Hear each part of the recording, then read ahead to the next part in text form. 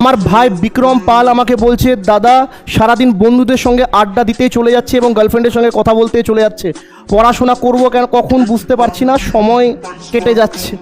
প্রিয় ভাই, যে বন্ধুরা আজ তোমার সাথে আছে এরা আগামীকালও থাকবে, 3 মাস পরও থাকবে। যে গার্লফ্রেন্ড বা তোমার প্রিয়তমা তোমার সাথে আছে, আশা রাখছি সে তোমাকে কথা দিয়েই দিয়েছে যে জন্ম জন্মান্তর 7-8 জীবন তো তোমার সঙ্গে কাটিয়ে ফেলবে।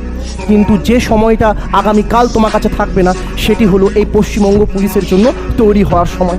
প্রিয় ভাই, তোমার স্বপ্ন ছিল যে একটি খাকি পোশাক পরবো, আর যে স্বপ্ন পূরণ করার জন্য এখন তোমার কাছে কেবল 3 মাস বাকি রয়েছে। ভুলে যেও না তুমি পশ্চিমবঙ্গে থাকো। এ রাজ্যে আবার কবে পশ্চিমবঙ্গ পুলিশ কনস্টেবল এক্সাম সংগঠিত হবে তা আমরা কেউ জানি না। তাই এখন নিজের জীবনের সব থেকে বেশি পরিশ্রম দিয়ে এই প্রিপারেশনটার পিছনে নেমে যাও, কারণ এই বছর সাকসেস পেয়ে একটি খাকি পোশাক পরে নিজের মা বাবাকে তোমাকে প্রথম স্যালুটটা করে দিতে হবে।